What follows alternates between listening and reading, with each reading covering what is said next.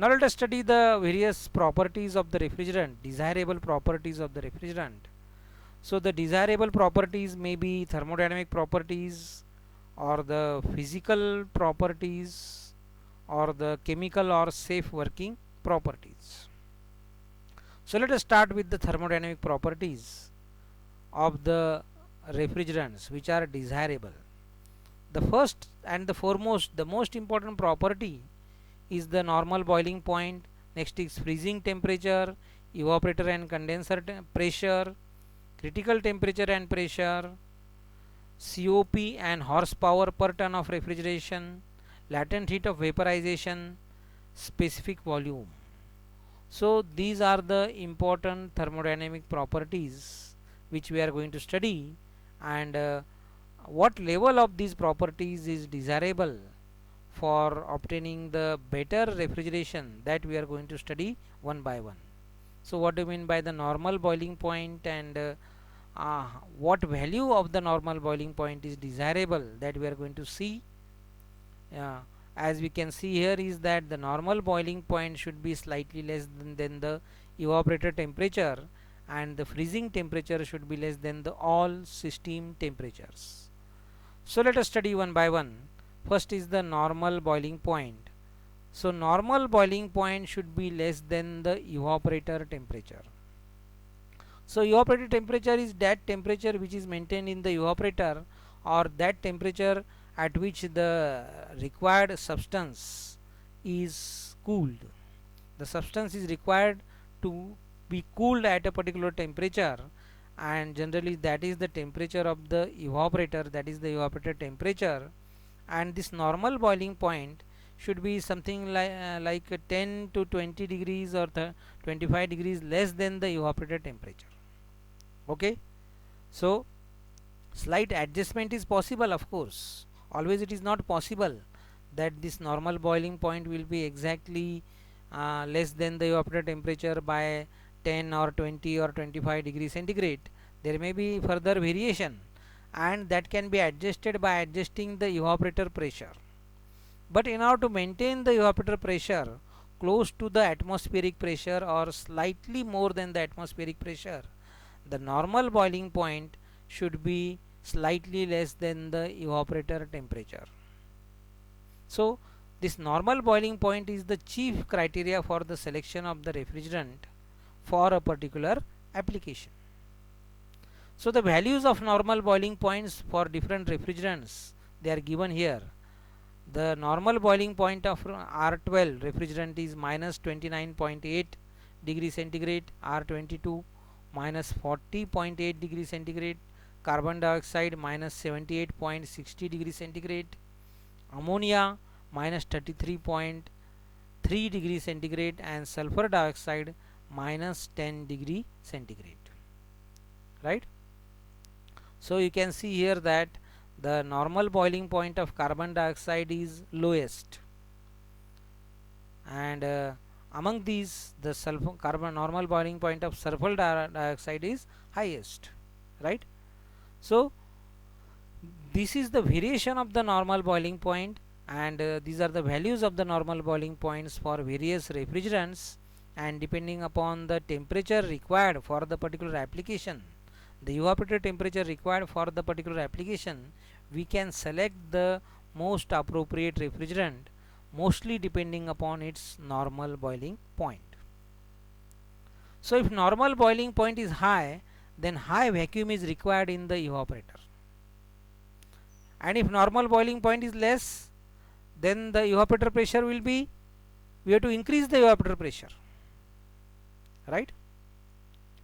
And if evaporator pressure is increased, the condenser pressure will be further increased, and that will increase the requirement of the robust construction of the condenser. Strong equipment will be required, and that will increase the cost of this overall system. And if the normal boiling point is high, then high vacuum is required in the evaporator, then the volume of suction vapor will be less. So that is advantageous from this point of view, but this requirement of high vacuum in the evaporator is not advantageous, because the atmospheric air will try to enter inside the evaporator if there is high vacuum in the evaporator, but the volume of suction vapor will be less, and that will decrease the size of the compressor. So freezing point should be well below all the operating temperatures. The refrigerant should not freeze at any point in the cycle. If by chance the refrigerant freezes, then it cannot flow in the system and the system cannot work. So it is necessary that the freezing temperature should be well below all the operating temperatures. The refrigerant should not freeze in any case at any point during the cycle. So since the evaporator temperature is the lowest temperature, we can say that the freezing temperature should be well below the evaporator temperature. Now the evaporator freezing temperatures of various refrigerants, the values are given here. For R12, the freezing point is quite low, that is minus 157.8 degrees centigrade.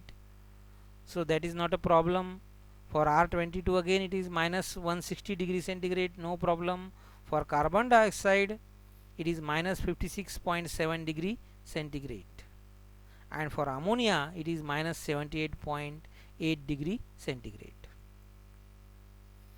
Now what about the evaporator and condenser pressure? The evaporator pressure should be as close as possible to the atmospheric pressure and slightly positive.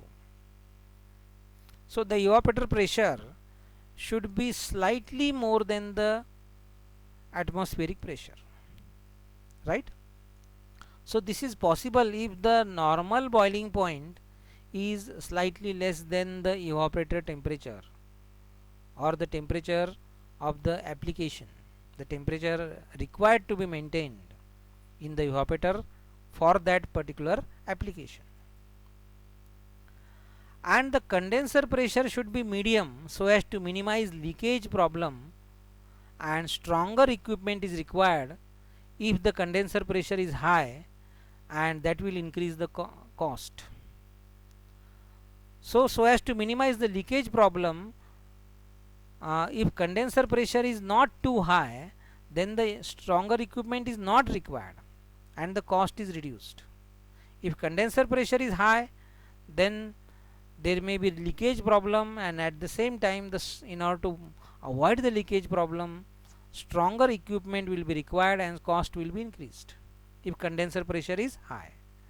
So we require a certain pressure ratio between condenser and evaporator, right? So if the evaporator pressure is high, condenser pressure will also be high, and this may lead to either leakage problem or increase in the cost, right? So the condenser pressure should be medium. We should see that the condenser pressure doesn't go too high. Now the critical temperature and pressure should be well above the highest condensing temperature, else large power is consumed. So the critical temperature of ammonia is 132.4 degrees centigrade, and for carbon dioxide is 31 degrees centigrade. So therefore we can't use carbon dioxide for normal refrigeration. We have to use carbon dioxide as a refrigerant for very low temperature, and that too along with carbon dioxide we need one more system, and we have to cascade these two systems, right? Now in case of ammonia also, the critical temperature is 132.4 degree centigrade. So that may be okay, but let us see with the help of this diagram what is the importance of the critical temperature and critical pressure, what is the critical point. So you can see that this highest point on the saturation curve is the critical point. This curve to the left of the critical point is called as the saturated liquid line, and to the right is called as the saturated vapor line. Okay, So this critical pressure should be quite high, and critical temperature should also be quite high. Okay, so if the critical temperature is very low, then this condensing temperature line will be somewhere here, then the condensation will be difficult, the power requirement will be increased, the COP will be reduced, right? So this condensing, this critical temperature should be high, okay, so that this condensing line will be well removed from this particular peak, or that is the critical point, and then this distance we can obtain, large distance, we can obtain a large latent heat of vaporization. Okay, so that will provide us the refrigerating effect. Then only heat transfer is possible. Latent heat transfer is possible if this line is having sufficient length, if this line is well removed from the peak. Okay, so that is the importance of the critical point. Now the COP and the horsepower per ton of refrigeration, COP should be high, of course the coefficient of performance should be high, and the horsepower required per ton of refrigeration should be low. So less power should be required for the given requirement of the refrigerating effect. We have the formula for Carnot COP, T0 upon Tk minus T0. So this T0 is nothing but the evaporator temperature and Tk is the condenser temperature, right? So if the evaporator temperature is very low, then the Carnot COP itself is low, and if the difference between the condenser temperature and evaporator temperature is large, then also the Carnot COP itself will be reduced, right? So this Carnot COP depends upon the evaporator and condenser temperatures. The latent heat of vaporization should be high at evaporator temperature and pressure, so that less refrigerant is required and horsepower per ton is less. So if the latent heat of vaporization is high, then less quantity of refrigerant will be sufficient to absorb, store and release the particular quantity of heat, right? Therefore the latent heat of vaporization of the refrigerant should be high, and that will also increase the horsepower per ton of refrigeration. Sorry, that will decrease the horsepower per ton of refrigeration if the latent heat of vaporization is high. Then the specific volume of the refrigerant at the entry to the compressor. Specific volume of refrigerant vapor at suction to the compressor should be low, so that small compressor is required. Again this depends upon the normal boiling point. Okay, so if the normal boiling point is appropriate, then we can have less specific volume of refrigerant, right? If the normal boiling point is less, then we can have less specific volume of the refrigerant, that will decrease the size of the compressor. So these are the thermodynamic properties, desirable thermodynamic properties of the refrigerant. Now let us study the chemical or safe working properties. First is the inflammability. The refrigerant should be inflammable, it should not catch fire. So that is unsafe if the refrigerant catches fire. Now the hydrocarbons are highly inflammable, therefore they are rarely used as refrigerants. Even if you want to use these hydrocarbons as refrigerants, we have to use the sealed systems. So instead of hydrocarbons, we are using the halocarbons as refrigerants. Ammonia can also become explosive when mixed with air in the ratio of 16 to 25% of gas by volume, right? So ammonia is not always explosive. If the percentage of ammonia gas by volume is 16 to 25%, then only that is explosive. So halocarbons are neither inflammable nor explosive. So halocarbons will not catch fire easily. Only hydrocarbons will easily catch fire. Now the toxicity of a refrigerant is hazard to life. So most of the refrigerants which we are using, they are not toxic except ammonia. So ammonia is toxic. So toxic nature of a refrigerant will attack the substance and reduce the life of the substance. Now the action of the refrigerant with water is very important. Whether the refrigerant is soluble with water or it is insoluble with water. Because if along with refrigerant the moisture is entering inside the system, moisture is present inside the system along with the refrigerant, then this moisture will freeze at certain point. Wherever the temperature is below 0 degree centigrade, the moisture will freeze, and due to that moisture choking will take place. Moisture choking of the system will take place, and when moisture choking takes place, the refrigerant cannot flow and the system will stop. There will be unnecessary load on the system. The system may damage also, right? So moisture choking should be avoided, and now to avoid the moisture choking, moisture should not be present in the refrigerant, and at the same time the action of the refrigerant with water or moisture is also important. So to avoid this presence of water or moisture in the system at the time of charging the system with refrigerant, dehydration is done. We are trying to remove the moisture from the system before charging the system with refrigerant, and for that baking of the system is done. At the same time silica gel dryer is also used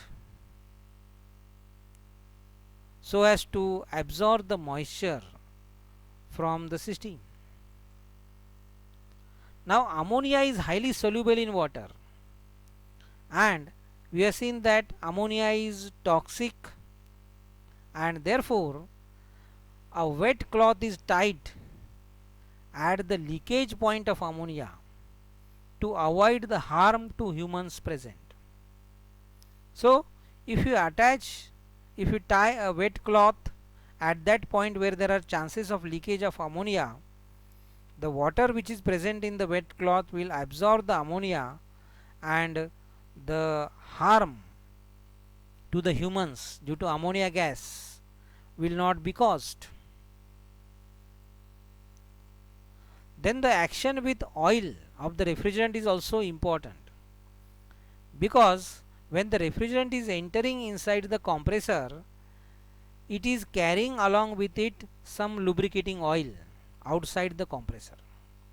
Now in the compressor, lubrication is necessary to increase the life, to reduce friction and to prevent wear and tear.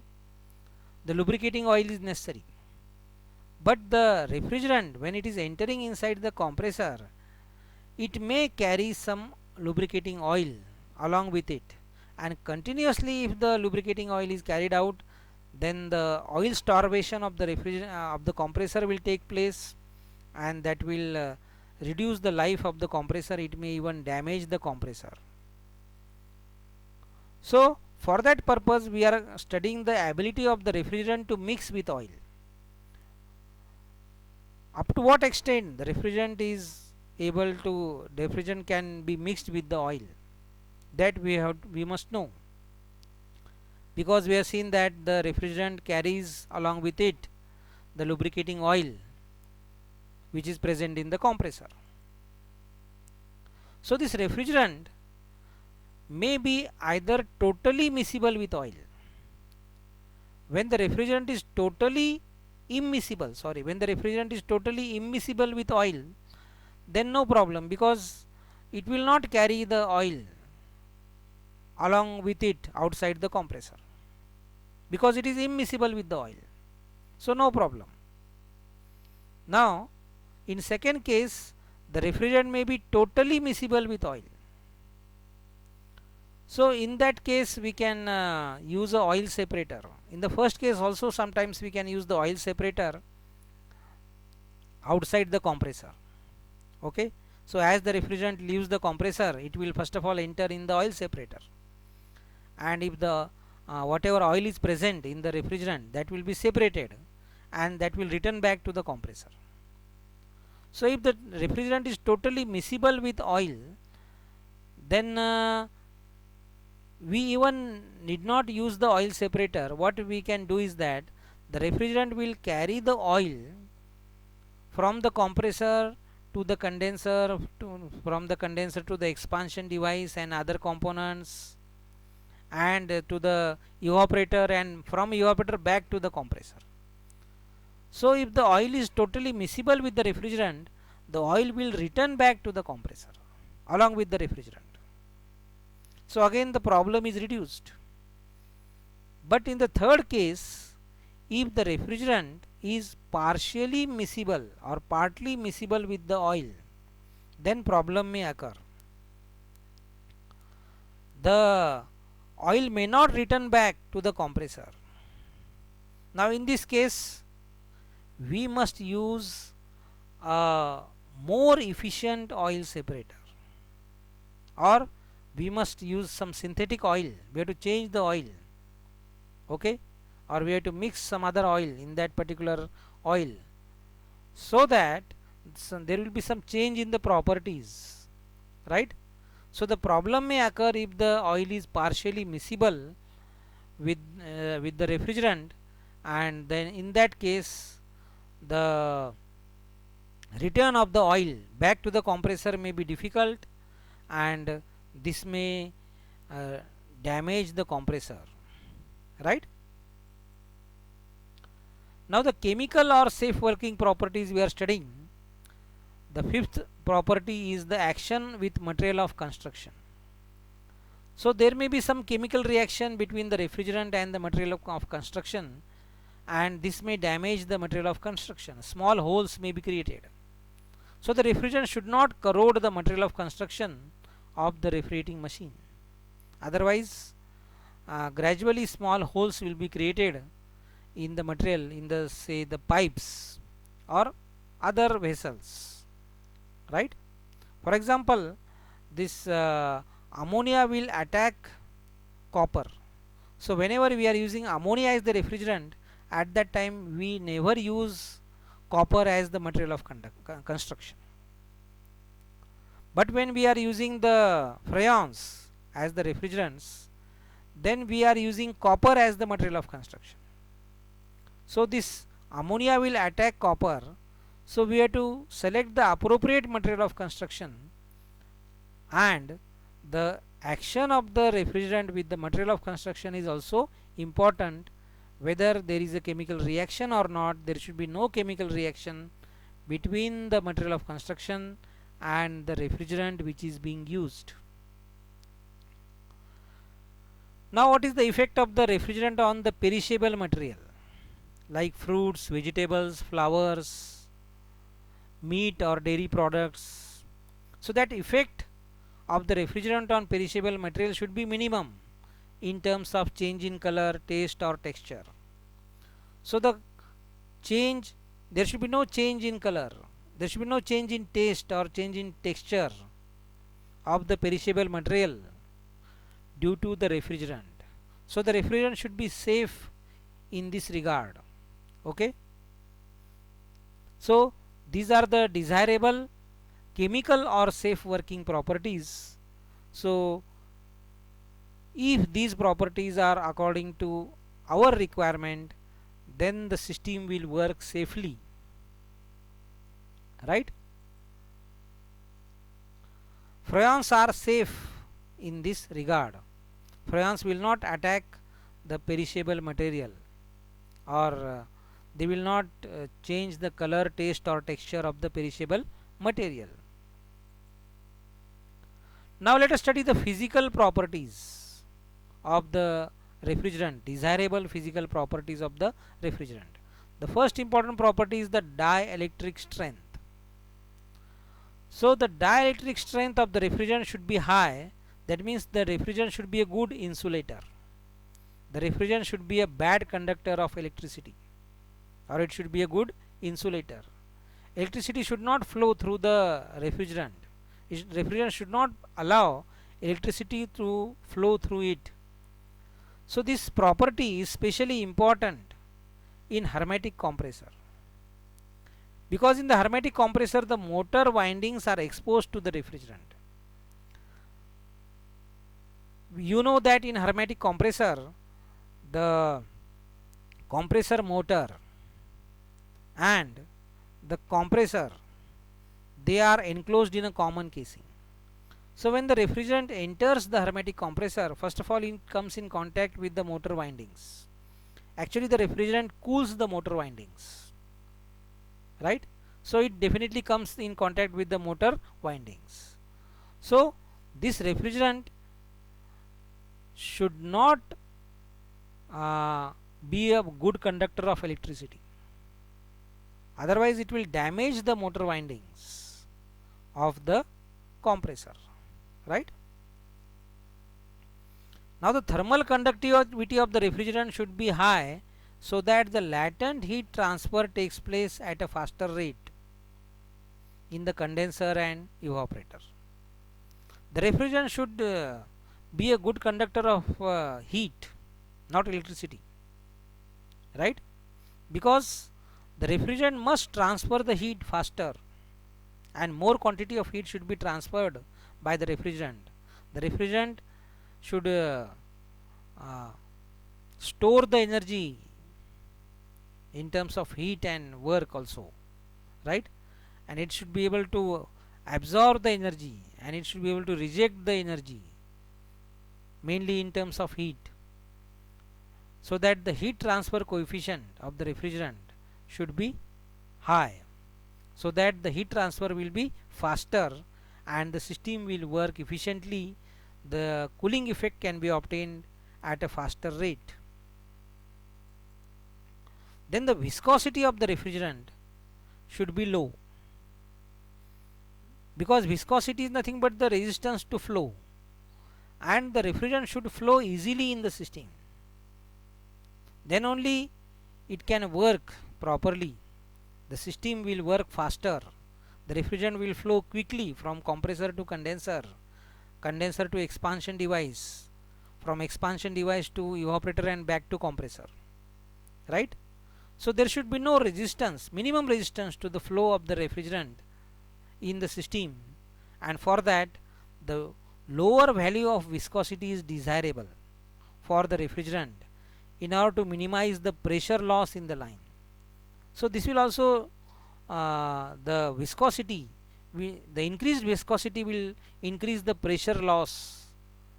Okay, so the if viscosity is less, then the pressure loss will also be minimum in the system. Okay,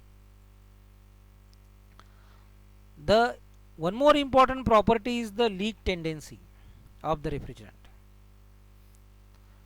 The refrigerant should not leak outside the system, or the tendency of the refrigerant to leak outside the system should be very low, right?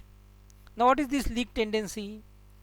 The refrigerant will try to react slowly with the material of construction, and slowly holes will be developed in the material of construction, and due to that the refrigerant will start slowly leaking outside from the system. So that is nothing but the leakage tendency, leak tendency of the refrigerant. So the leak tendency of the refrigerant should be low, and the detection of the leakage should also be easy. Even if the refrigerant leaks system, this is a common problem in the refrigeration system, that the refrigerant will leak outside the system, and this will decrease the cooling effect, and sometimes if all the refrigerant has been leaked out, then the system will not work at all. and it is difficult to understand that what is the problem with the system. Okay, so the refrigerant should not leak, and if it leaks, the detection should be easily the leakage of the refrigerant should be detected. Now the leakage of ammonia is detected by burning sulfur taper method. Of course, ammonia is also having the pungent odor, so by the pungent odor also the leakage of the ammonia can be detected. But a better method is the burning sulfur taper method. So if we bring a burning sulfur tip at that place where there is a chance of leakage, then we get the dense fumes of ammonium sulfate. We obtain the dense fumes of ammonium sulfate. So if we can see the dense fumes, then it means that there is leakage of ammonia.